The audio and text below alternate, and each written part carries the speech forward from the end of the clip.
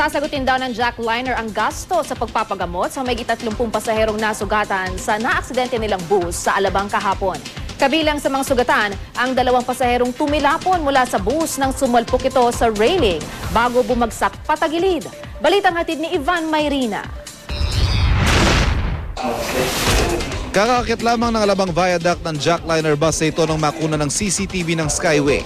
Gumewang ito pakaliwa, bunsod ng basang kalsada dahil sa walang tigil na ulat.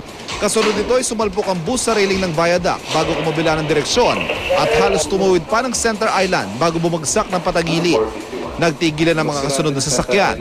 Habang isa-isang naglalabasan ng 60 sakay ng bus ang siya namang paglabas ang makapal na usok na halos bumalot sa bahaging yun ng Alabang Viaduct, dahilan para mag-atrasa ng mga sasakyan. Ang basang kalsada ang itinurong dahilan ng driver sa aksidente. Pag-apa ko po na po yun, mislide po pa kanan. Mabilis ka daw? Hindi, dahda lang po yun. Hindi po. Ano takbo mo? Mga 60 lang po yun. O pagkapreno mo, umislide, tapos anong mga susunod na nangyari? Tapos kabi-kabi ko po yung manibela ko pakaliwa. Tapos kumaliwa po ulit kami. Inabot ng dilim bago naitabi ang bus at nalinis ang tumapong krudo mula rito. Isinarapan samantala ang southbound lane ng Alabang Viaduct.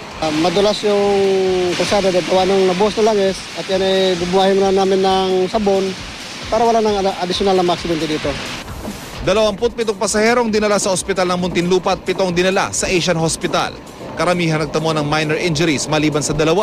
Ang 30 anyo sa si Ramil Lambitco at ang estudyanteng si Jeremy De Los Santos. Tumilapon ng 2 sa pagsalpok ng bus sa railing bago bumagsak sa ibabang bahagi ng expressway.